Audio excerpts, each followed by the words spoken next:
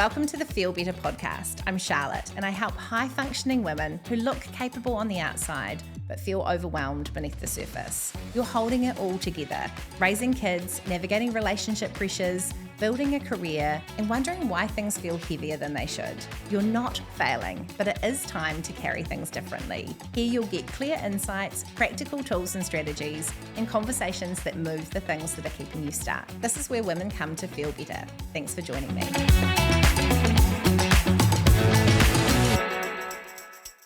So here you are, Bec, as a highly recommended guest because one of your besties has been on this podcast before, Amelia, and she said you really need to talk to Bec. Oh, that's so sweet. What I loved, though, was I did a bit of a deep dive into who you are and how you work, and particularly wanted to invite you to have this conversation on the podcast today to speak into understanding the nervous system and to really help the listeners to have more of an appreciation of the place of their nervous system and feeling good in their lives.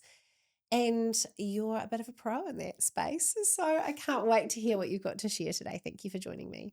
Thank you for having me. It's a pleasure. Nice. I'm super excited to be here, actually. It's Cool. great. Thank you. Cool. And we get to share who you are with the rest of the world. Yeah. So we're going to do a little bit of a warm-up, kind of quick fire to get to know you. Tell me, what is your favourite place in your house? My favourite place in my house would be my bedroom because it's like a sanctuary. Yeah. And it's like how we painted it and everything was very like tranquil. And if you've ever heard of the fox linen. Yes. Delicious. So good. Yeah. And so like earthy tones Yeah. and I love my bedroom. Your It's own like a little sanctuary. restful sanctuary. Yeah. How good. What is your hot drink order? Oh, this is a funny answer. So we've got this really cute wee hub that we go to on Ferry Mead, and I always get a almond milk cappuccino with added mushrooms. Mushrooms? Yeah. Like, talk to me about mushrooms.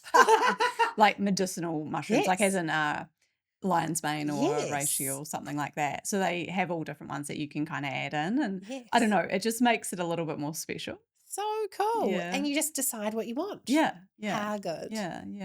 Love it. Yeah. What do you admire in your daughter? This is such a great question. I really admire her creativity. So she is a phenomenal poet. Oh. Like unbelievable at her writing. Wow. She's actually part of this creative youth writing group. Wow. And she's just, really amazing at stringing words together. And it's really phenomenal to watch. And she's very musical, very creative, loves singing. So I love that creativity within her. Yeah. I see, a lot of my dad in her. Oh, how special. Yeah. If you were organising a morning off for another mum, what would you line up? This is a brilliant question as well, because it would be dependent upon their season, right? In terms of, where are they at? And that would kind of distinguish to how I would plan it, because that for some might be, okay, let's get outside of Christchurch. Let's take off into nature somewhere and do some kind of hike. Yeah. Or it could be more about wanting to have like a good quality chat over brunch and go to the hot pools or something. So it would be, it's funny, I almost think like, am I designing that day for myself? Yeah. Yeah. So I feel like one or the other would be, especially for my close connections. Nice. Yeah. What was the last thing you read? The Seven Sisters. Oh, novel? Cool. Yeah. So I am not a novel reader. Yeah. Okay, I'm learning to be a novel reader. Yeah. Okay. I love this for you. Usually I am all about like, mind-body connection books and work-related books. Yeah. And I really needed to get into that more creative way of being, which is part of my role and job. So I started reading The Seven Sisters. And I read the first one in like 9 days. Wow. Yeah, so How cool. Yeah, very cool. I feel like that is a thing, the move between actually using your reading time, not just for professional learning, but for creativity, sparking, for enjoyment. Yeah. You revisit words like that you learnt years ago and you're like, oh, yeah, nonchalant. Yeah. I never use that word. That's such a brilliant word. So good. And your poet daughter will love Yeah. that. It was funny because actually recently a book she was reading, she is a big reader, and she yelled out to me. I was in the kitchen and she was in the bedroom reading, and she's like, Mum, the word nonchalance in this book. Oh, it's just everywhere now. I love that. Yeah. So good. So tell me about your backstory. Tell me who you are. Backstory. Yes. Well, in terms of like how I landed in hypnotherapy or Yeah. just my backstory. Because the Yeah. first thing I think is like, okay, well, I grew up in the back blocks of Waimo in Waimethe. Oh, wow. Yeah. So Yeah. Christchurch born, Yeah. moved down south when I was young, Yeah. so 20 months old, Mhm. and lived on a really big farm down Mm. there. And yeah, I did some schooling there, but I did move around a lot. So I moved from Waimethe to Invercargill, back to Mhm. Timaru, back to Christchurch. So I see myself as a very adaptive person Hmm. because I had to be as well. There was a Yeah. part of me that had to learn to adapt, Yeah. but that's quite a brilliant skill to have as well. Yeah. So, yeah, that would be my backstory. And yeah, I mean, in terms of moving into where I landed, Mhm. yeah, I had some unique experiences when I was young. So Mm. those unique experiences, shape us in some Yeah. way. Any tribulations, tests, adversities, challenges that we move through in life, I think can actually lead to our greatest evolution. Yeah. Yeah. Great. Yeah. Now, I know that there will be people listening who go, what is hypnotherapy? And maybe like for entertainment, I went to a hypnotherapist show one time, but Yeah. why are people doing hypnotherapy now? What is the benefit of Mm. it? Can you explain to us how it works? So, hypnotherapy is the therapeutic application of hypnosis. Hmm. And if we consider hypnosis, sometimes it's good to almost consider meditation and Hmm. hypnosis because most people kind of have a rough idea of what meditation is. Yeah. And that's more about having just a lovely, calming, relaxing experience. Hmm. Hypnosis, however, is all about creating a purpose on purpose. Hmm. So, for a purpose, on purpose, Yeah. to lead us into the direction we want to go. So, it's very goal orientated. Hmm. It's very much about getting some kind of result in your life. Yeah. And we work with the subconscious mind rather than the conscious mind. Hmm. Okay. And how I explain it is like an iceberg. Hmm. You've got your conscious mind on the top of the surface of the ocean. Yeah. Yeah. And that is kind of controlling about 5 to 10% of our day to day behaviors Hmm. and things that we do. So it's analytical, it's logical, it's short term memory, Hmm. it's willpower. So Hmm. sometimes we're like wanting to create a change. New Year's is Hmm. always a good time. Want to get fit, Yeah. want to join the gym, want to, whatever it might be, Mm. all these different things.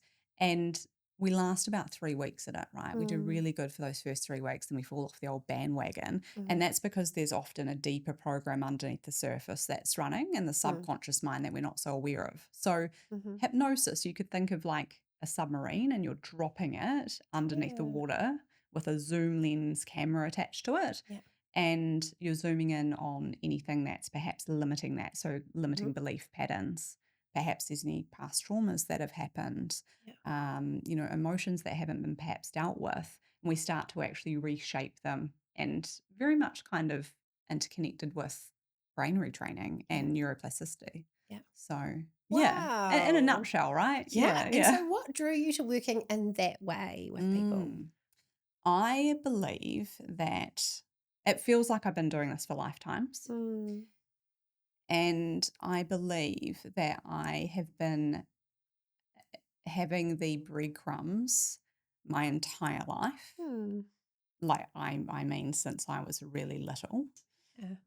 And it was a pivotal or catalyst moment, which was through the death of my dad Mm. and the birth of my daughter. Yeah. Mm. So my dad passed on the 23rd of December 2016. Mm. And I found out I was pregnant with my daughter on the 27th of December Wow. 2016, which was coincidentally my 27th birthday. Wow.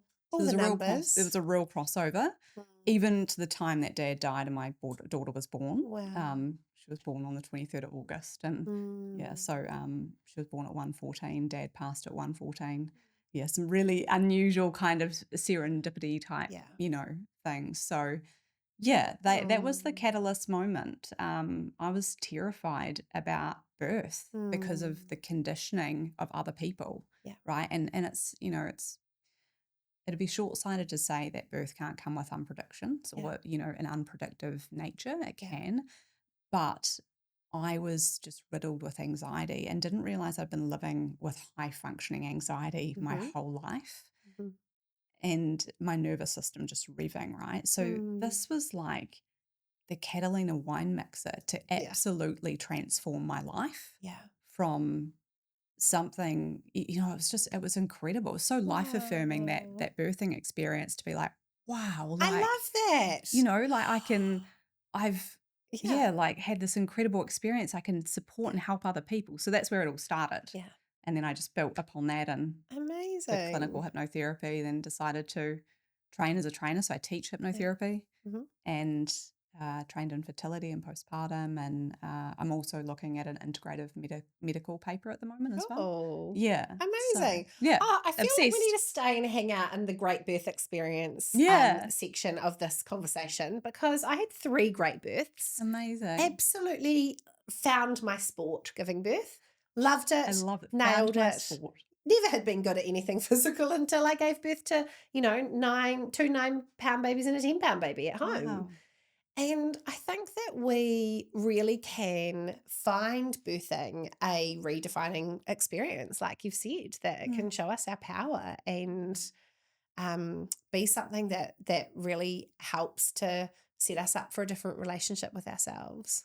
100%. Yeah, What do you think it was that, like when you approached your birth, for instance, or yeah. births, what do you think it was that kind of like made it amazing? I think that there were lots of layers of I know how to do this and I Mm. can trust my body to do this. I can trust my body. Yeah. Yeah, That trust is so important. yeah. Yeah. And it's a privilege to be able to trust your body. I know that there is a lot wrapped up in that from Mm. so many different perspectives, but 100%. that can be a real redefining moment for women, as it sounds like Yeah. it was for us. Yeah. Yeah. Incredible. Amazing. Okay, so one of the things that I think is kind of interesting about the world of therapy is Mm. that for many years there's been this real focus on our emotions, this real focus on our mind, on cognitions. And now there's a real area of interest around our body, around our nervous system, and understanding the place of that. I know that's a real passion for you.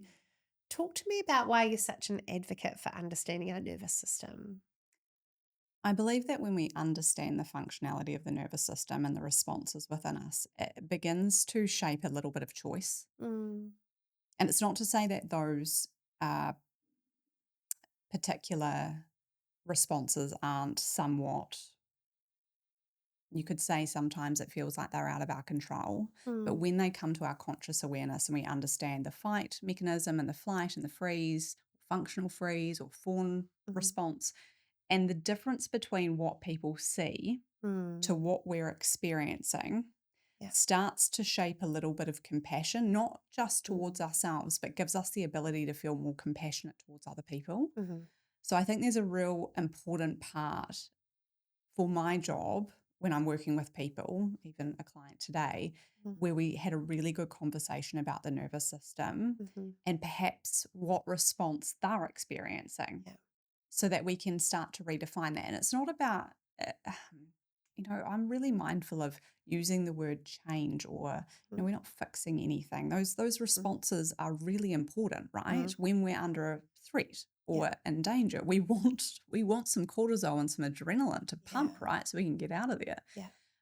But the thing is that we don't, the mind doesn't know the difference between real or vividly Mm, imagined. So that's where we can start to our thoughts can mhm, start to trigger that physiology or physiological yeah. response of that stress. Yeah. So, and we've got actually so much control over that once we start to understand and have some tools Yeah. to be able to kind of redefine it and reshape it. And Mm. rediscover our capacity or build our window of tolerance. I'm Yeah. sure that's been thrown around lots, right? Window of Yeah. tolerance. Yeah. Yeah. So Yeah. I reckon that there'll be some people starting to Google when you say words like fawn and functional Mm. freeze. Let's backtrack on those terms and Okay. help people understand what that means. Yeah. So a fawn response is something that I see a lot, especially Hmm. in women. Hmm. And a fawn response is really about pleasing and appeasing other people. Mm. So, to give you an example, somebody might walk into a room and it's got a room full of people and they feel on edge with moody people Mm. immediately. So, they're constantly scanning, right? Hmm. Scanning people to kind of suss them out. What can I do to keep you happy? Yeah.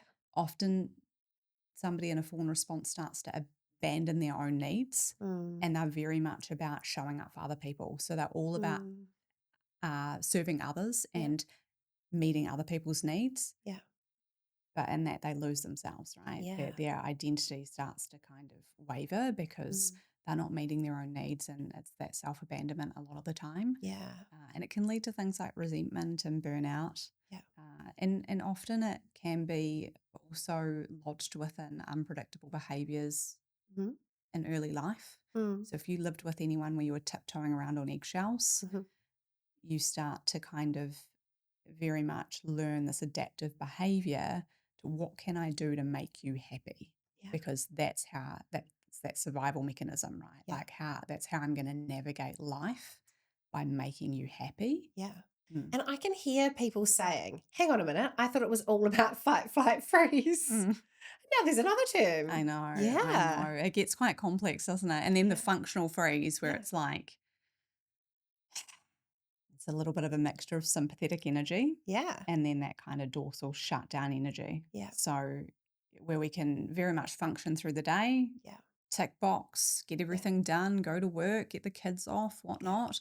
And then you get home and it's just like Mm. you're on the couch, you might zone out, you might space out or become spacey. You might notice you're just sitting around in your towel Yeah. after a shower, Yeah. staring outside, Mm. scrolling your phone. Mm. Everything's quite overwhelming. Yeah. Even just the thought of making a simple decision Yeah. can just send our nervous system spiraling. Mm. Yeah, so that's where that capacity has really kind of become like quite short. Yeah. Yeah. I mean, I think that these terms are really helpful for people to understand how they Mm. respond in certain situations. Mm. Yeah. Yeah. And the fawn response, Mm. how common is that in your work with Yeah, women? very common. I see it Mm. all the time. And I have such a diverse range of age groups that I work with. Mhm. I do see it a lot more so with women that are perhaps I've got quite a large group of women that I'm working with at the moment that are perhaps 50 plus. Yeah. Yeah. Mm. And that's generational as well. Yeah. And Yeah. that people Mm. pleasing, that having, a lot of life that's behind them that has been for the purpose of serving Yes. others. Yeah. Yeah. Yeah. Yeah. So it's sometimes about rediscovering self. Mm. Yeah. Mm. And creating an identity to move forward with that Yeah. feels congruent Yeah. and that you can get excited about as well. Yeah. Yeah. How do women come to this point of recognizing that they need to live differently? What do you see there? Mm. That's Because a we really do great that, question. right? Like Yeah. we don't our lives aren't fine and then we go, I really need to deal with my fawn responses. Or I'm Yeah, really yeah, yeah. noticing. I think really it's when you go through a specific life event, Yeah. right? You think about becoming a mother, Mm. yeah, and you go through that phase of life, which is a recalibration or it's Mm. a transitional point. A lot of stuff that hasn't been dealt with under the surface can suddenly just be Yeah. there, and you're like, whoa. Yeah. Where did that come from? Yeah. I didn't know that I had all this kind of stuff lurking around. Yeah. So often transitional points. Yeah. And often when people go through big life events of some Mm. sort, or maybe even relationship breakdowns, Mhm. or it doesn't have to be necessarily moving into motherhood, it could be Yeah. something else. Yeah. Yeah. Postpartum, perimenopause, if Yeah. we're speaking about women, Yeah. precisely. Yeah. Yeah. Yeah. I think one of the really interesting things for women is that we often have challenges around showing up for ourselves and Mm. making space for ourselves and our own growth. Mm. What's your view on that, and what do you see around that in the women that come to you? Yeah, that's a really great question as well. I think that there's an importance to kind of be able to somehow it's probably quite individual for one. Mm, Yeah, because what my mind's starting to take me to is like limiting belief patterns, right? yeah. Like what's underneath the surface again to what if you think about gardening, right, or Yeah. weeding a garden, sometimes we've got to get rid of the cobwebs, get rid of the weeds or whatever to be able to refresh the garden, Mm, replant it, flourish it, etc. So I think sometimes it can be also considering where are those limitations that are showing up so that we can yeah. reshape them, rewire them, Yeah. reprogram them so that we can actually move forward. Yeah. Yeah. Talk to me about your own experience of motherhood and what you have found you've had to reshape for yourself. Can we go there? Yeah, absolutely. Yeah. No, I'm an open book. I'm an open book. Yeah. So I I actually transitioned into motherhood really easily, which shocked people Mm, because I was the first person or first woman out of my group or group of friends at the time to have a baby, mhm, which, yeah, I was 26 when I was pregnant, 27 when I had Bella, mhm. and I hadn't ever held a baby. Wow. So, like, I hadn't really been, and I was the youngest I've got three older brothers. Yeah. So I hadn't had siblings even close in age. My youngest brother is 13 years older than me. Yeah. So I guess that it was interesting to see how well I transitioned into that role.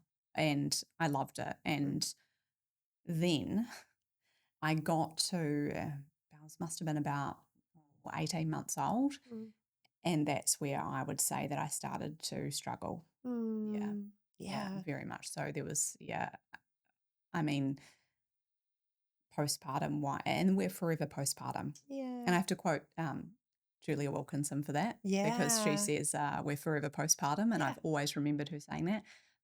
But I started to really struggle with, yeah, my mental health at that time, Mm, very much so, like anxiety. Probably felt very overwhelmed. Felt yeah. like I think we don't talk about rage enough. There was Yes. definitely Oh, this, hot topic for me. yeah, a Yeah. huge amount of internal rage. Yeah. I was incredibly, oh, I feel Yeah. um, I was incredibly blessed because my mum actually, and the reason this comes up is because my mum has had some changes recently that have happened in her health, but Mm, she took a year off work mm. to support me and help me. Wow. Yeah, that was pretty incredible. And then she Wow. retired, but yeah, it was just I'm so blessed to have her as a mum Mm. because yeah, I mean my husband's incredible, don't get me wrong, he's Yeah. fantastic, but yeah, mum was just such a rock through that time. And showed up. Yeah. Yeah. Yep. Yeah. Yeah. Wow.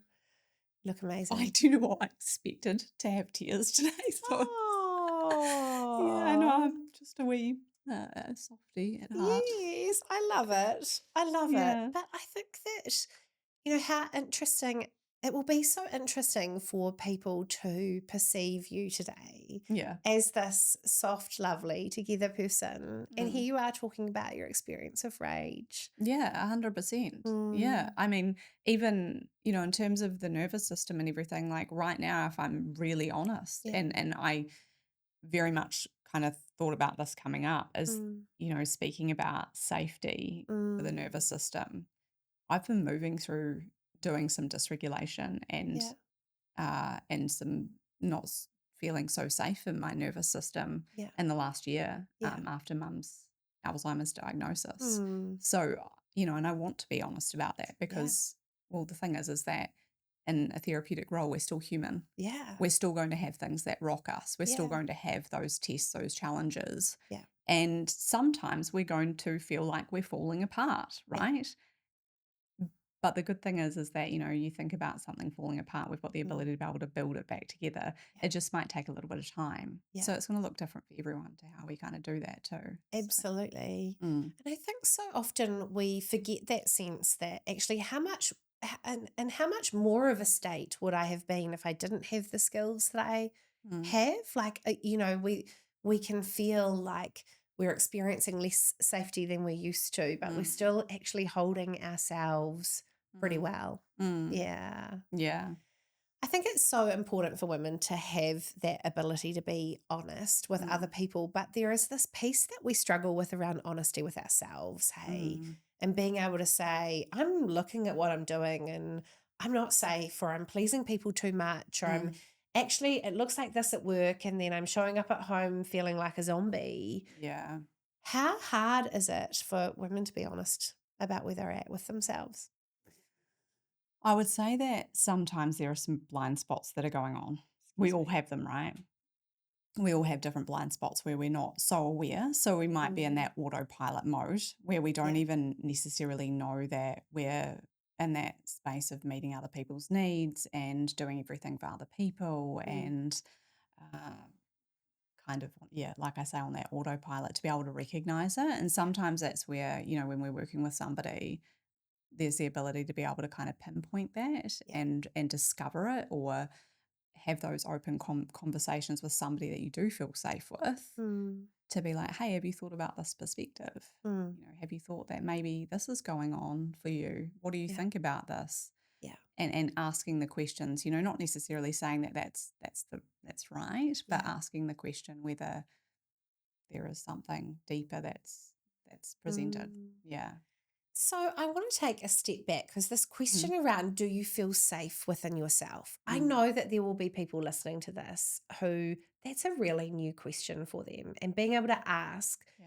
how safe do I feel within myself Mm, is, whoa, a massive question and a pretty brave one to mm. ask.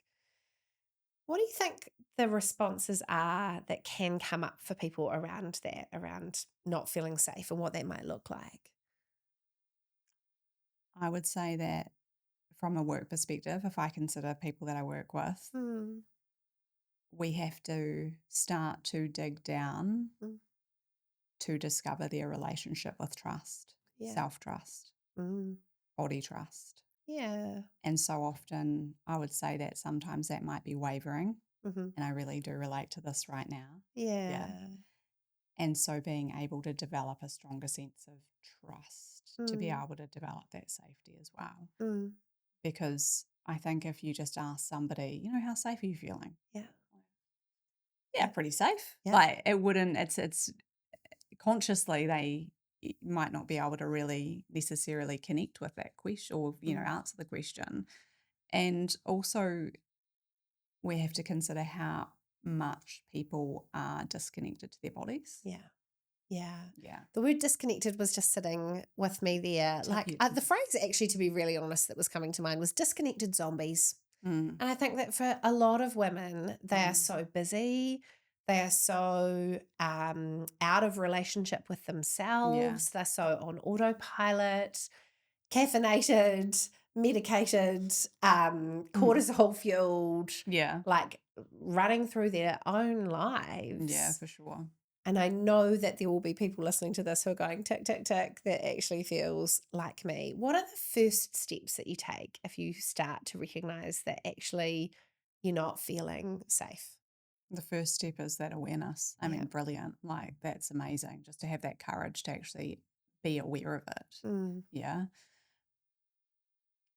I would, as a step, consider what are the things that create pleasure in your life. mm, Yeah. What things light you up? yeah. Like, what are your creative outlets? Yeah. Yeah. I recently took a heels class, a Yeah. dancing heels class. I did. How Yeah, I cool. know. I know. I'm Are really there videos? not of me, but there is actually. I'll Oh, show you after this. After it was amazing because yeah. it's all about feminine Mm, empowerment. It's about letting go. It's about expression, freedom, being able to get in your body and start to understand the body and feel safe within the body. Yeah, And how you've got to cool. use the body to heal the body, Yeah, right? Like there's a real importance around that. We can't always logically talk ourselves out of something or into something, yeah, whatever way it goes. yeah. So yeah, my answer would be, what brings you pleasure? What brings Mm. you lightness? What brings you childlike play or fun? Mm. Yeah, because if we were to close our eyes down at the moment and you were to go back to a time and space where you just felt free or fun or Yeah. whatever that might be, you might go back to a time when you were young, you might go back to a time playing with your kid Hmm. and bring that energy into the here and the now so Yeah. we can start to embody that and feel that in the Yeah. body. Yeah. Yeah. So So that would cool. be that would be kind of a suggestion. Yeah. Yeah. I mean, there's many different things. Yeah.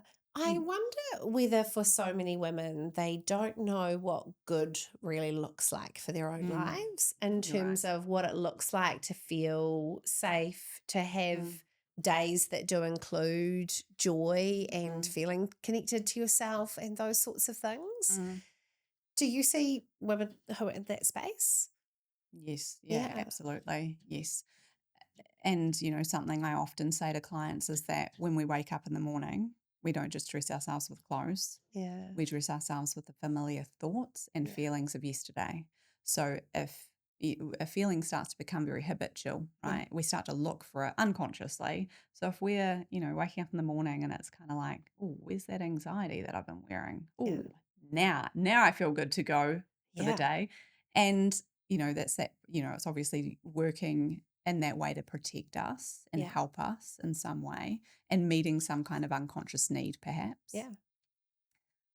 But it's become a little bit outdated and unresourceful. So it's starting to kind of, understand those patterns to know that we actually kind of reach for those familiarities of yesterday Yeah. and we strengthen those neural networks Yeah. every time we kind of think the same thought or Yeah. feel the same feeling.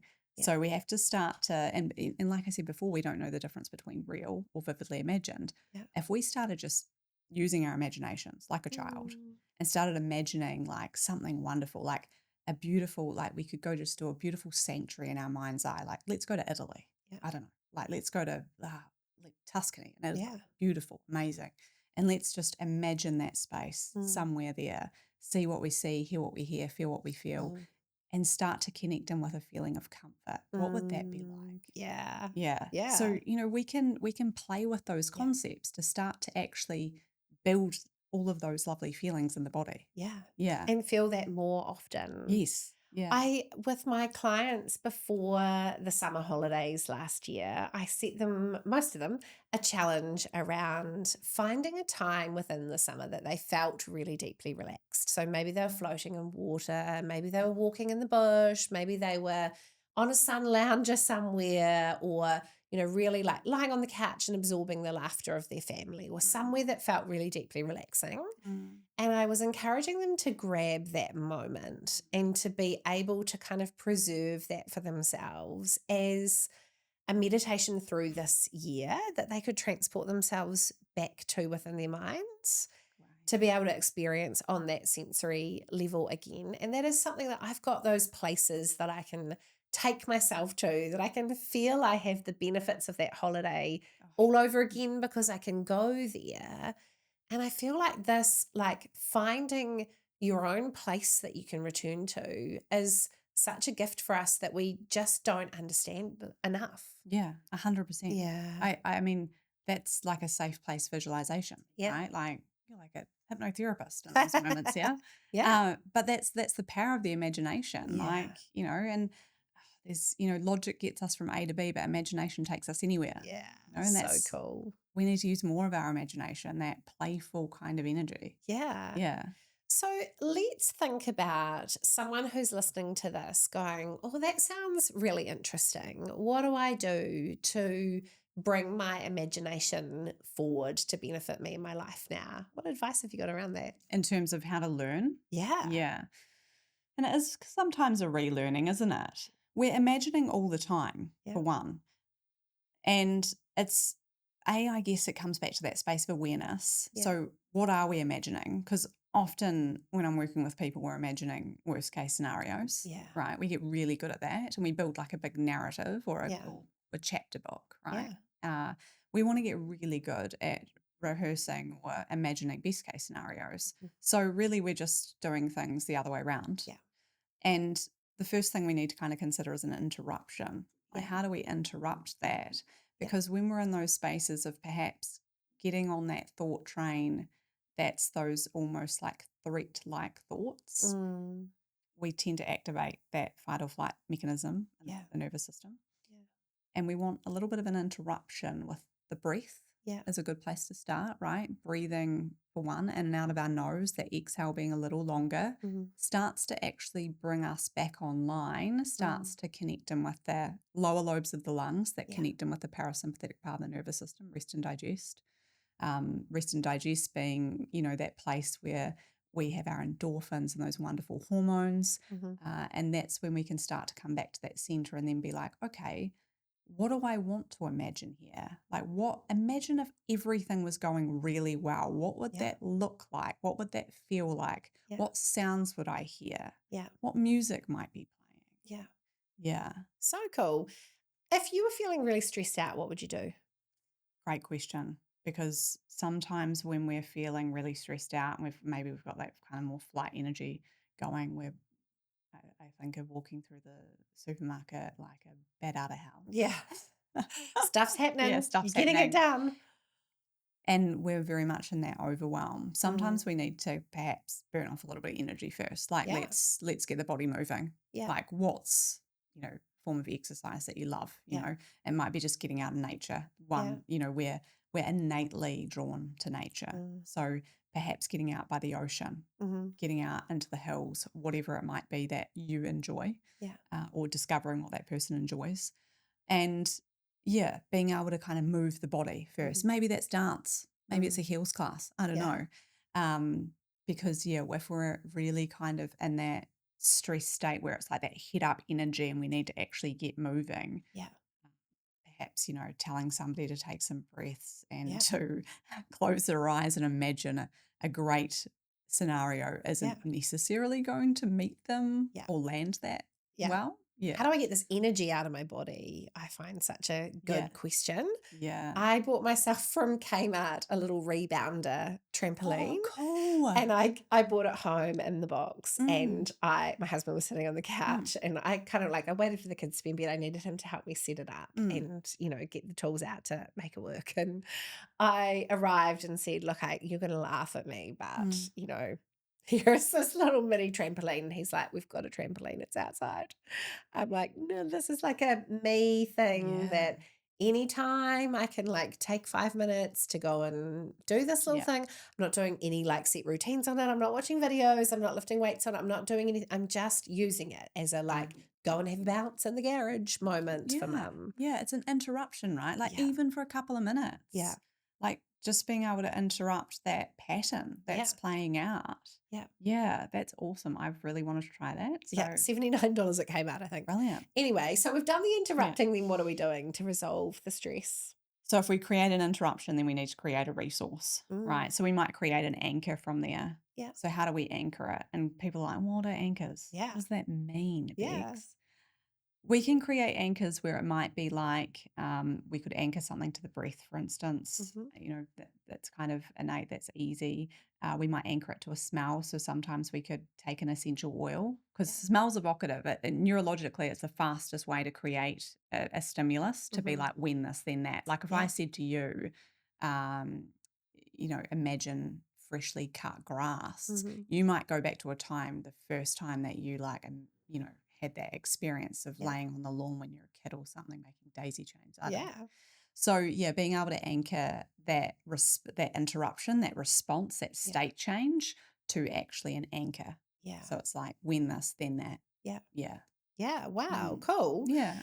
I feel like people get the scent thing quite wrong. Mm. Like my clients with anxiety who are then like, okay, lavender oil, and now actually anxiety is welded to lavender oil, not calm. Yeah. Yeah. I feel like people have Okay. massively misunderstood the use of anchoring scents. Yes. And inadvertently given themselves some anchors there that are The the wrong anxiety. way around. Oh, Have you no. ever seen that? No, I haven't. But Yeah. yeah, I haven't actually even considered that. But that's a really good consideration. Yeah, I'm like, okay, let's go and find a more obscure scent because the Yes. chances Mm, are that you've perhaps used this at a yeah. time that you haven't been feeling great and we're needing to anchor you to something else Yeah. here. Get a grounding oil, Yeah. right? Like, I don't know. Cloves, orange, something else. Yeah, Yeah. yeah, something really like, yeah, this, I feel like those earthy tones Yeah. just really, you smell them and you're like, oh, Yeah. yes, yeah. So we're giving ourselves that transition, that bit of movement. We're introducing an anchor. What's after that?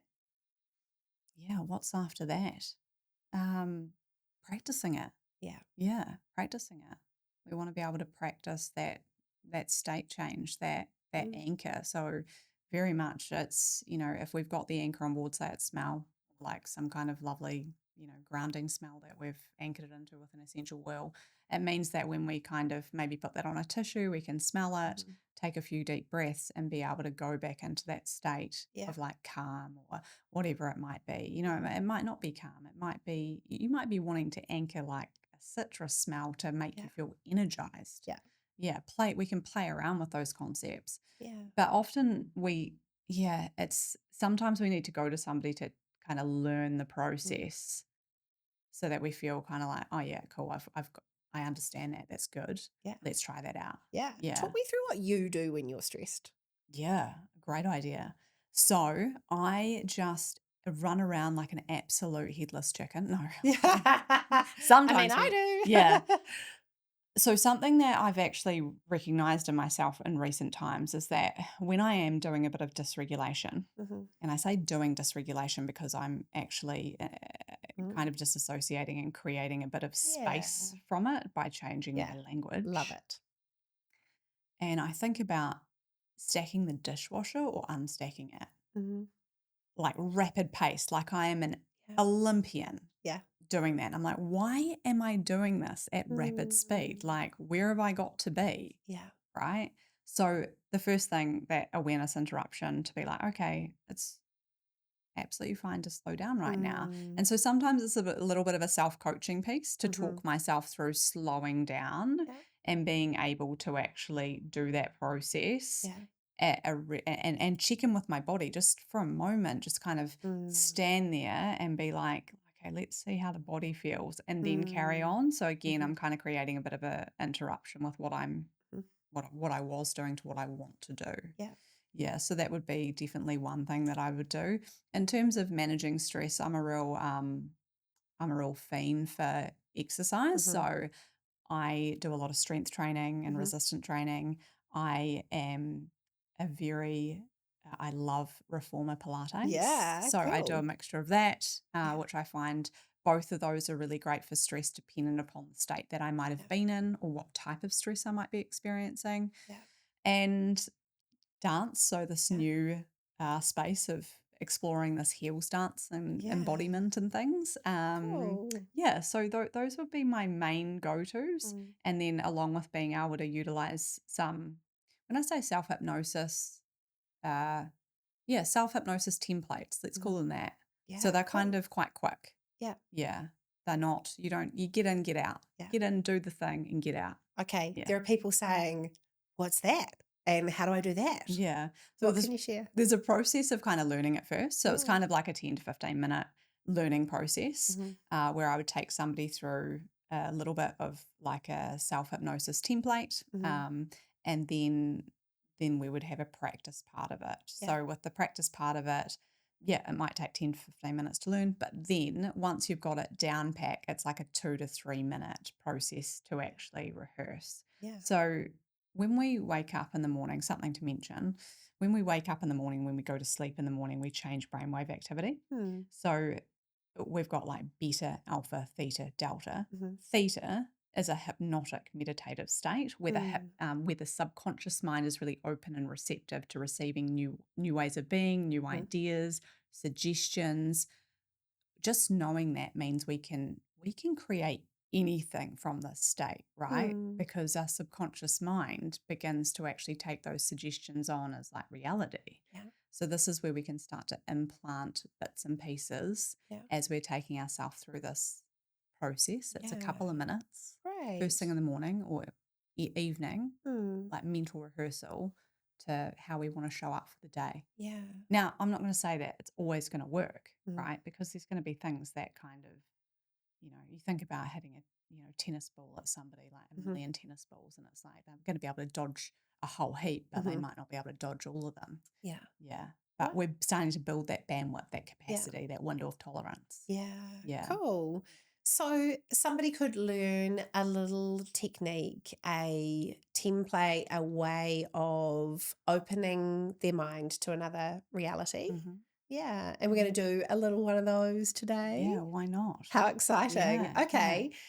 Let's stay in our conversation. We're going to Mm. add a bonus to this episode that people can listen to, a little piece of self hypnosis that they can practice and continue Yeah. to use. In fact, I'm changing it to what I just thought about. I'm going to change it. Let's Amazing. do that. I love Yeah, that. fantastic. I've got a few more questions for you, Okay. though, things that I want to touch on today around, one of the things that I saw in some of your content that I love, that I feel some women need to hear about as, if they're like me, children of the 80s and 90s, we watched our mothers dieting. We saw what diet culture did. We grew up then as teens and young adults learning about calories, calories, calories, and Weight Watchers and that whole world.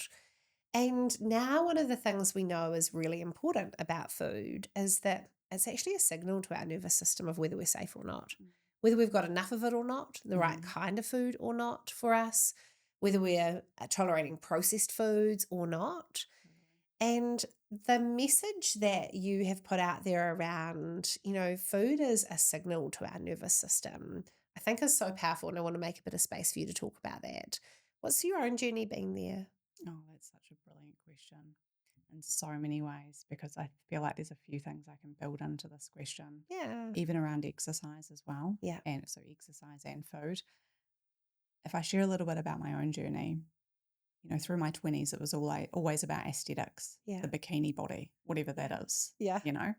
and looking a certain way and, being a certain shape and all of these things, and so much pressure and perfectionism on myself to look a certain way at the mercy of other people's echoes when I grew up, right? Yeah. So it's like those echoes run a real risk of embedding on our nervous system until we start to recognize them and know, hold on a minute, that's their truth. Like, let's park that. Like, that's not mine. If we talk to, say, exercise first and then food, I've redefined my relationship with exercise to be very much about function. Yeah. What is going to get me to my 80s and my 90s so that I can be this powerful, amazing grandmother? Yeah. Right? Like, how do I do that? I want to look after my bone health, my cardiovascular health, my physique in a way that where I build it to be strong. Yeah. Not necessarily for aesthetics. Yeah. And my grandkids aren't going to care about how rolly my tummy is or yeah, isn't. exactly. Like let's be able to hike. Yeah. That's what I want to be able to do. And lift a baby or Totally. So redefining the relationship around that instead of kind of over exercising and training for, the purpose of looking a certain way. Yeah. Food would tie into that. I believe that I've probably only in the last few years identified that at a certain time in my life through my 20s or early 20s, I had a little bit of dysfunctional eating. Yeah. Dysfunctional, I mean by not in a way where I wasn't eating or was eating, overeating or anything like that. It was more around being obsessed with ingredients, being obsessed with looking at every type of ingredient and almost creating a fear response. Because the thing is that if we think that something's going to be bad for us, we're going to start to ingest that chemistry and already be in that sympathetic part of the nervous system. Yeah.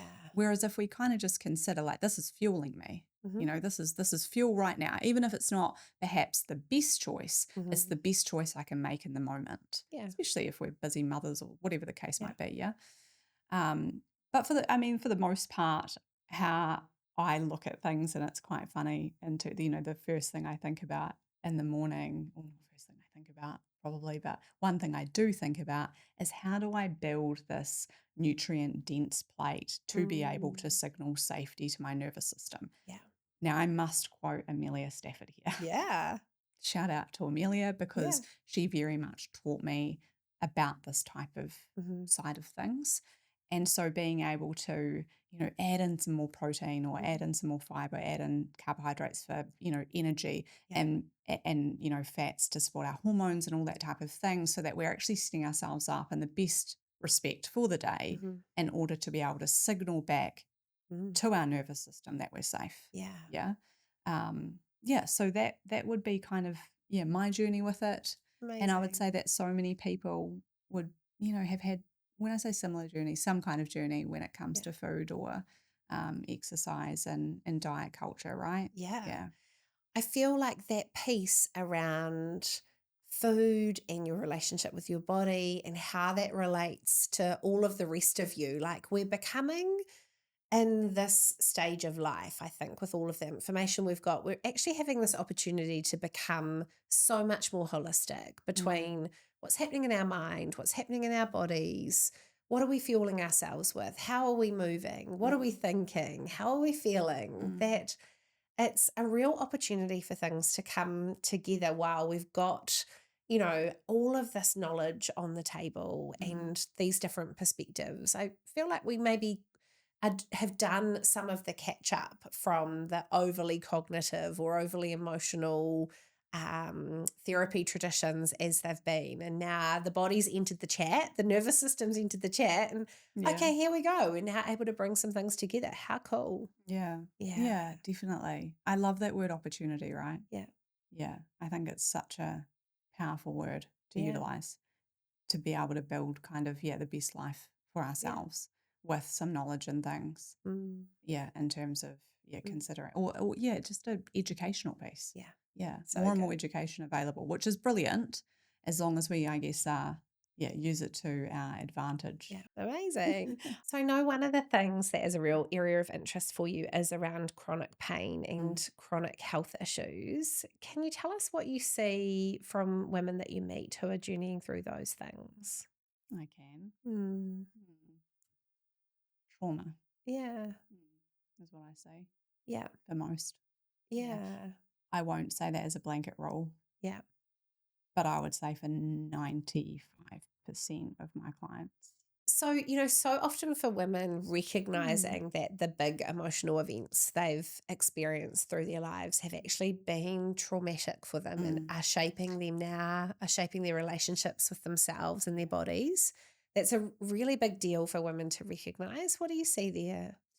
That's actually a really great question, a really great statement because, so often they might not, perhaps they might be learning about the mind body connection as well Mm, and beginning to actually understand that these events that have taken place are actually connected to what they're experiencing now, like whether mm, that be something that's autoimmune, whether yeah. that be chronic pain that they're experiencing, Mm, and how they can be quite interlinked.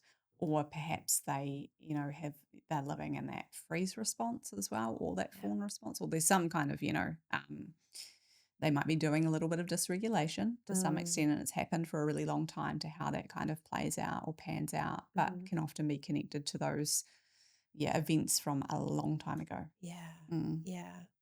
And for people to recognize that there are some dots to join around their experience of pain or chronic health issues, Mm.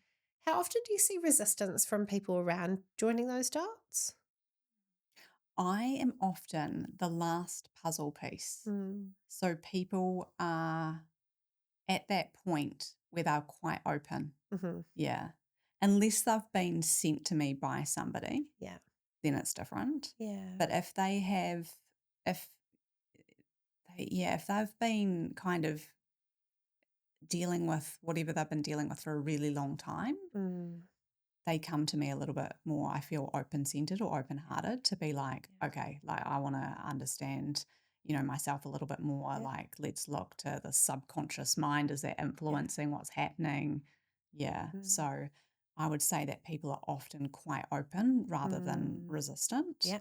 Yeah. Or they might have, I get quite a lot of referrals from functional doctors.